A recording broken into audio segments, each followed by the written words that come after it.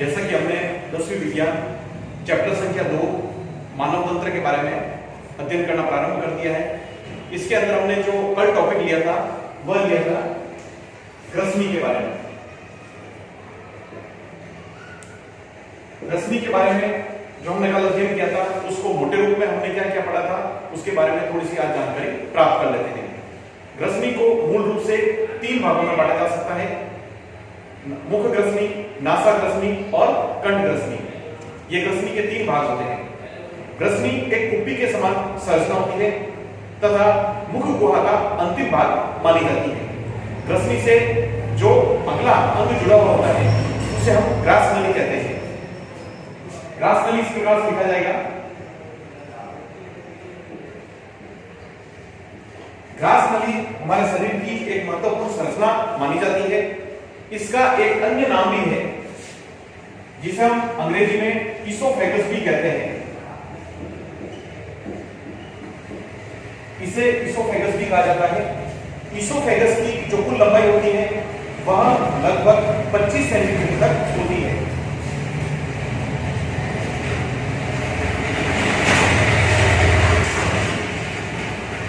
इसकी जो लंबाई है 25 सेंटीमीटर तक होती है और यह जो ग्रास नली है हमारी मुख गुहा एवं आमाशय को जोड़ने का कार्य करती है।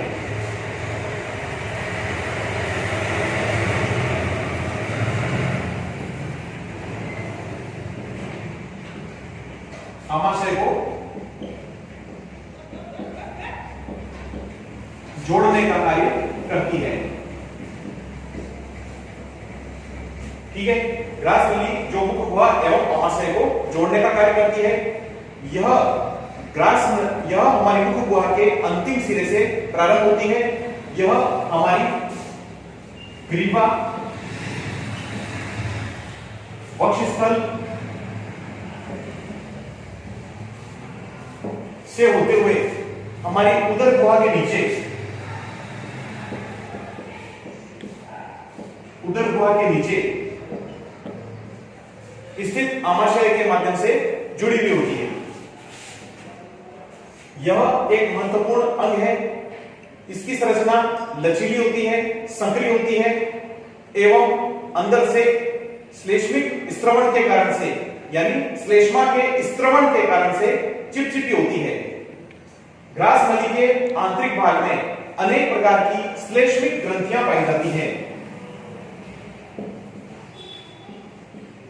अनेक प्रकार की श्लेष्मिक ग्रंथियां पाई जाती है इसमें और इन ग्रंथियों के माध्यम से एक विशेष प्रकार का चिपचिपा पदार्थ स्त्रवित होता है जिसे श्लेष्मा कहते हैं।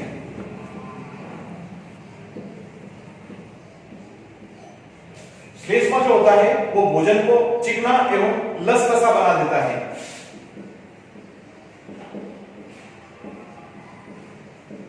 यह भोजन को चिकना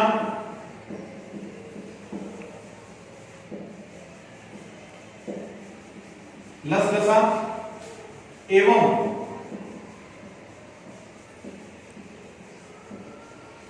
लुप्तिनुमा बना देता है ताकि भोजन को निगलने में भी आसानी रहती है। ग्रास नली के ऊपरी सिरे पर एक लोचदार पर्दा पाया जाता है, एक लोचदार झिल्ली पाई जाती है। इस लोचदार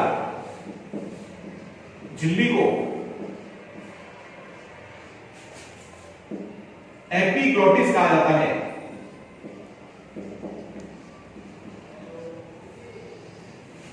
यह जो एपिग्लोटिस नामक पर्दा होता है यह एक स्विच की तरह कार्य करता है। यह भोजन को श्वास नली के अंदर एवं ऑक्सीजन गैस को ग्रास नली के अंदर जाने से रोकने का कार्य करता है। अर्थात भोजन हमेशा भोजन नली के अंदर यानी ग्रास नली के अंदर ही जाएगा एवं ऑक्सीजन गैस सदैव श्वास नली के अंदर ही जाएगा। जब हम भोजन निगलते हैं तो हमारा ये जो लोचदार पर्दा या लोचदार झिल्ली जिसे हम एपिग्लोटिस कहते हैं, इसको हिंदी में घाटी ढक्कन भी कहा जाता है, यह बंद हो जाता है ताकि हम आसानी से भोजन को निगल सके। तो मोटे रूप में हमने पढ़ा है ग्रास नली के बारे में। ग्रास नली इसे इसोफेगस भी कहा जाता है। इसकी कुल लंबाई 25 सेंटीमीटर तक होती है। यह मुख्य रूप से हमारी ग्रीवा वक्षस्थल से होते हुए हमारी उदर गुहा के नीचे स्थित आमाशय से जुड़ी हुई होती है। इसके भीतरी सतह पर अनेक प्रकार की श्लेष्मिक ग्रंथियां पाई जाती है जो श्लेष्मा का उत्सर्जन करती है। श्लेष्मा एक चिकना पदार्थ होता है। श्लेष्मा चिकना एवं लसलसा पदार्थ होता है। चिकना एवं लसलसा पदार्थ होता है जो कि भोजन को लुप्तिनुमा बना देता है और भोजन को निगलने में आसानी प्रदान करता है। इसके बाद में इसके जो ऊपरी सतह है, ग्रास नली की ऊपरी सतह है, वहां पर गाठी ढक्कन या एपिग्लॉटिस नामक पर्दा पाया जाता है जो कि भोजन को सदैव भोजन नली के अंदर एवं ऑक्सीजन गैस को सदैव श्वास नली के अंदर ले जाने में सहायता प्रदान करता है। इसी टॉपिक को आगे बढ़ाते हुए मैं आमाशय के बारे में आपको थोड़ी सी जानकारी देना चाहूंगा।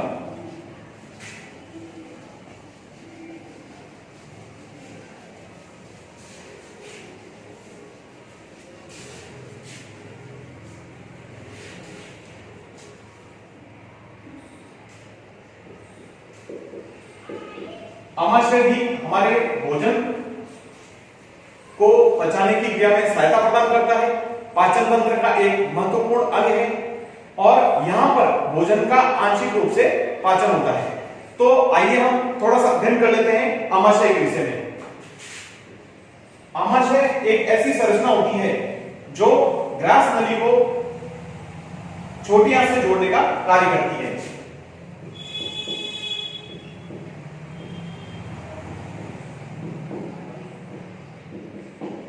छोटी आंत से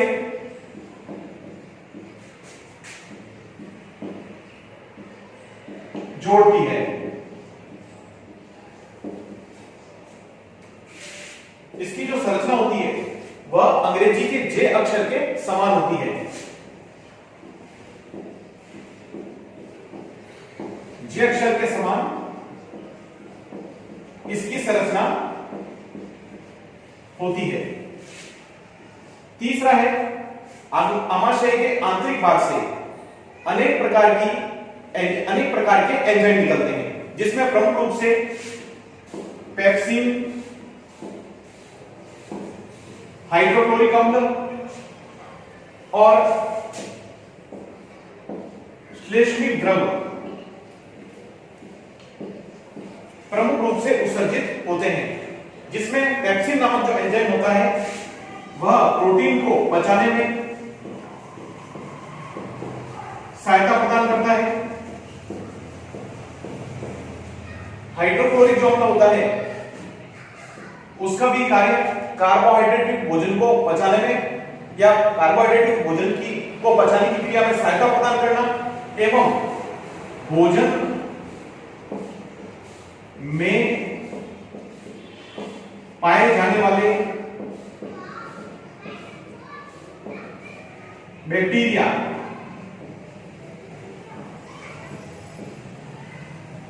को नष्ट करना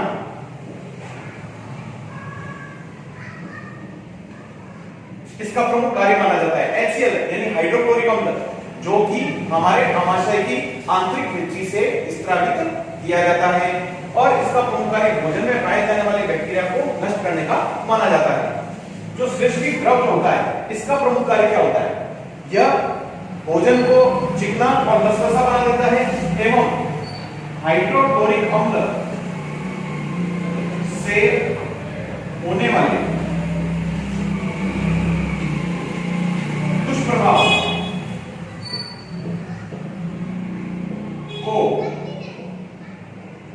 कम करना इसका प्रमुख कार्य माना जाता है। जो कि हाइड्रोक्लोरिक अम्ल जो होता है वह एक अम्लीय पदार्थ होता है और इसके कारण जो हमारे आमाशय की आंतरिक भित्ति के अंदर कुछ डैमेज भी हो सकते हैं, कुछ कोशिकाएं नष्ट भी हो सकती है यदि हाइड्रोक्लोरिक अम्ल अधिक मात्रा में निकले। तो ऐसी स्थिति में जो श्लेष्मिक द्रव जो होगा वो एक प्रकार से लुब्रिकेंट का कार्य करेगा। ये एक प्रकार से लुब्रिकेंट का कार्य करेगा और साथ ही साथ ये HCl के कारण से होने वाले नुकसान से हमारे आमाशय को बचाने का कार्य करेगा। हाइड्रोक्लोरिक जो अम्ल होता है उसकी अधिक मात्रा में स्त्रवण के कारण से हमें एसिडिटी हो जाती है, यानी पेट में जलन और बेचैनी का अनुभव होने लग जाता है। ऐसी स्थिति में पेट में होने वाली एसिडिटी को दूर करने के लिए हम दुर्बल क्षारीय पदार्थ जैसे बेकिंग सोडे का उपयोग करते हैं। जो बेकिंग सोडा होता है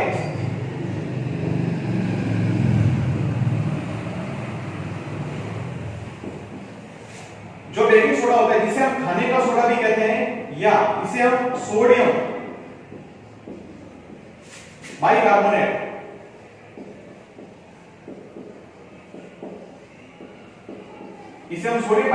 भी कहते हैं। यह एंटासिड के रूप में कार्य करता है और बढ़ी हुई अम्ल की मात्रा को उदासीन करके उसे लवण और जल में बदल देता है। इसके अलावा कुछ और भी एंटासिड है, जैसे कि मैग्नीशियम हाइड्रोक्साइड,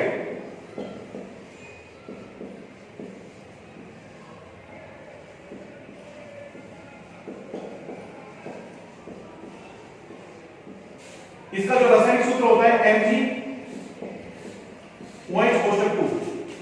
यह भी एक दुर्बल क्षारीय प्रकृति का यौगिक है और यह बढ़ी हुई अम्लता की मात्रा को उदासीन कर देता है और एसिडिटी से बचाता है।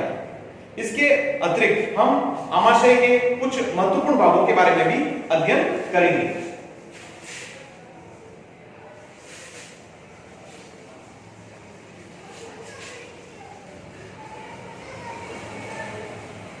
आमाशय को मुख्य रूप से जो 3 भाग होते हैं उसमें बांटा जा सकता है।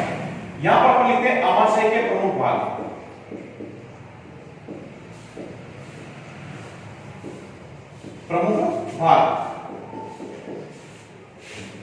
सबसे पहला जो आमाशय का प्रमुख भाग होता है जठर आगमी भाग।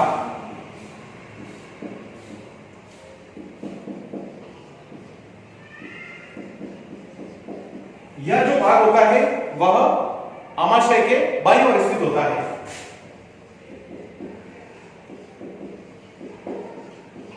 यानी यह भाग बाईं ओर से आमाशय के भीतर प्रवेश करता है।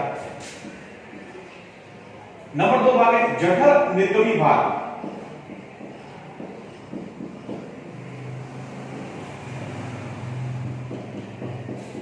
यह जो भाग होता है वह दाईं ओर से आमाशय में से होकर के निकलता है।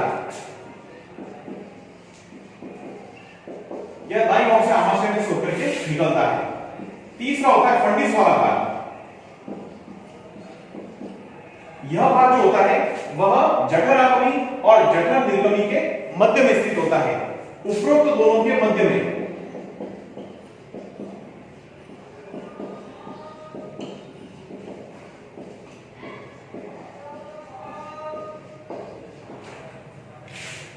यह भाग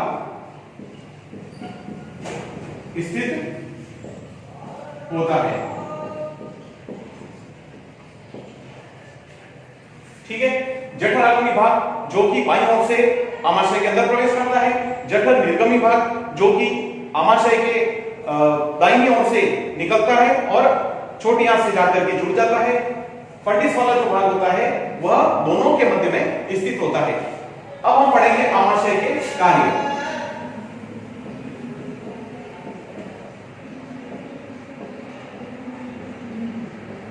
अभी तक हमने आमाशय की संरचना के बारे में विस्तार पूर्वक अध्ययन किया। अब हम आमाशय के प्रमुख कार्यों के बारे में अध्ययन करेंगे।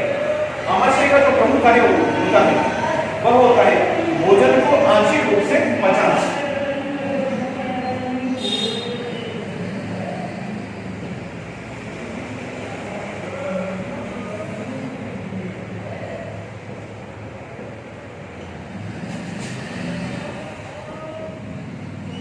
इसका प्रमुख कार्य भोजन को आंशिक रूप से पचाना। यह एक थैली के समान संरचना होती है। जैसे ही भोजन आमाशय के अंदर प्रवेश करता है तो वह भोजन आंशिक रूप से पचना प्रारंभ हो जाता है। लगभग 2 से 3 घंटे तक भोजन इसके अंदर रहता है।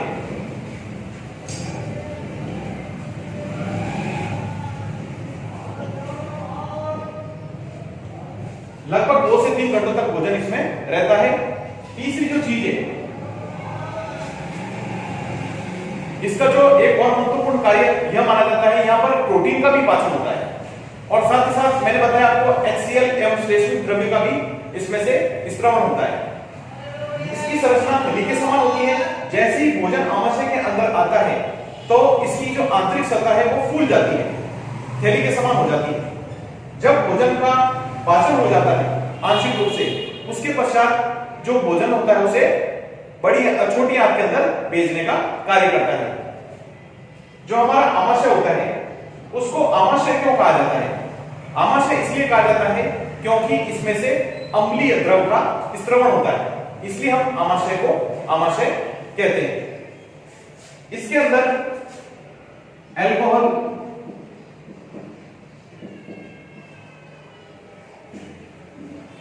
जो हमारे द्वारा दवाइयां ली जाती है, दवाइयां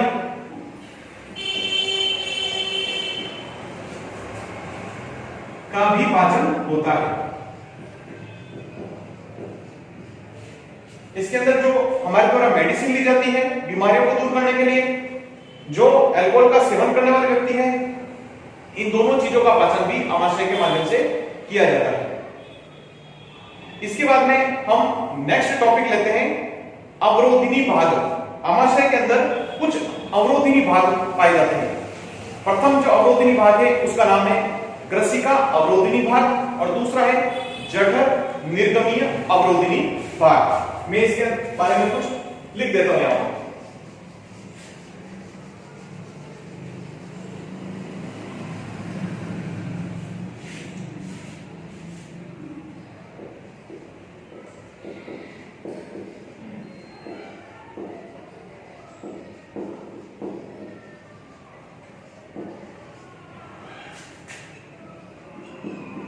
आमाशय के प्रमुख अवरोधिनी भागों में जो सबसे पहला आता है वह ग्रसिका अवरोधिनी भाग।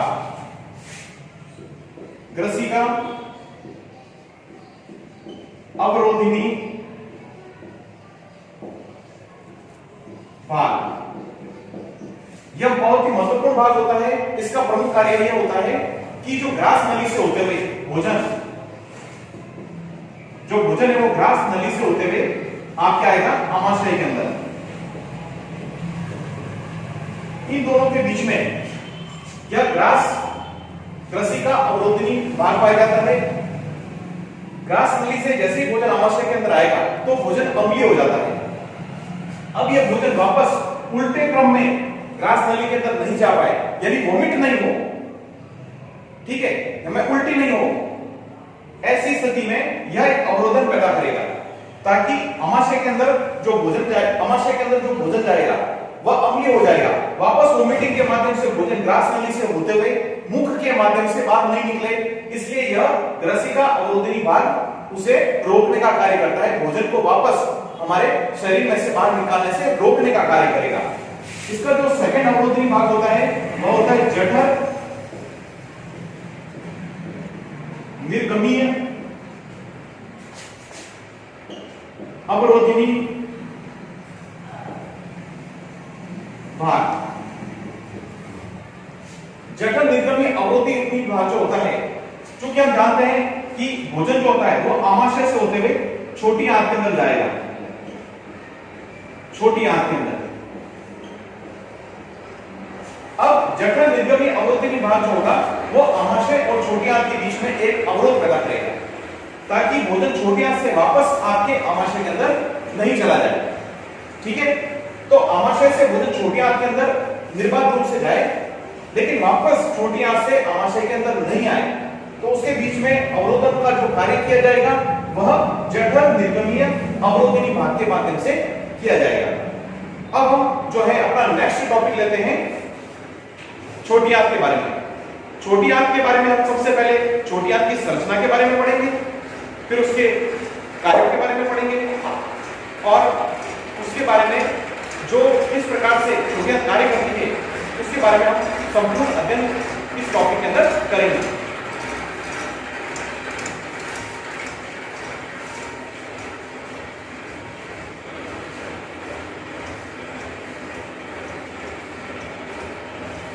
सबसे पहले मैं आपके सामने हेडिंग लगा देता हूं, छोटी आंत।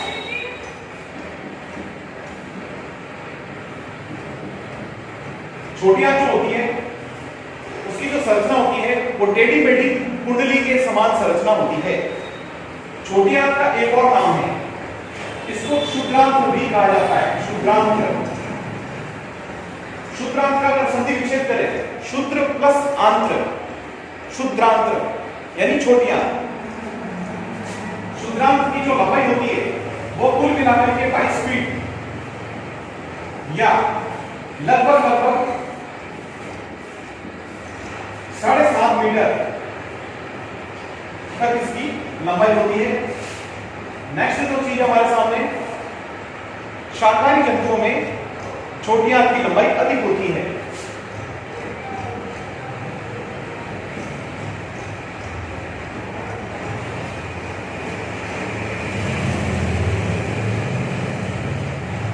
छोटी आंत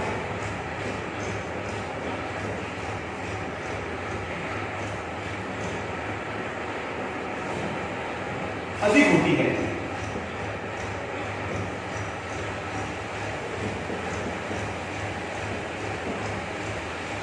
शाकाहारी जंतुओं में छोटी आंत की लंबाई अधिक इसलिए होती है क्योंकि शाकाहारी भोजन में जो घास फूस खाने वाले जानवर होते हैं उनमें सेल्यूलोज की मात्रा अधिक होती है। सेल्यूलोज एक प्रकार की शर्करा होती है जिसे पचाने के लिए थोड़ा लंबा मार्ग तय करना पड़ता है। इसलिए शाकाहारी जंतुओं में छोटी आंत की लंबाई मांसाहारी जंतुओं की तुलना में काफी ज्यादा होती है। फिर इसके बाद में हम देखेंगे कि छोटी आंत की जो संरचना होती है वह कुंडली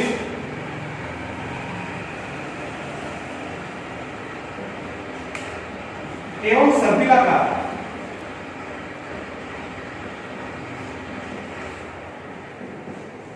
कुंडलित एवं सर्पिलाकार इसकी संरचना होती है क्योंकि छोटी आंत के अंदर भोजन के सभी अवयवों जैसे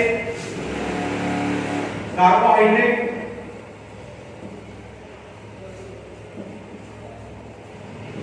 वसा, प्रोटीन,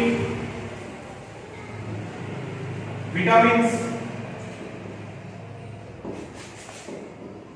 खनिज लवण आदि सभी का पूर्ण रूप से पाचन हो जाता है। यानी छोटी आंत के माध्यम से जब एक कार्बोहाइड्रेट युक्त भोजन होगा उसको ग्लूकोज में, वसा को वसा अम्ल में एवं प्रोटीन को एमिनो अम्ल में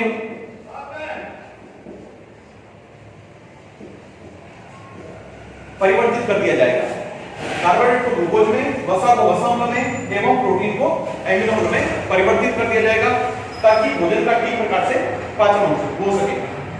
अब इसके अंदर जो छोटी आंत के जो प्रमुख भाग है उसके विषय में हम कल अध्ययन करेंगे।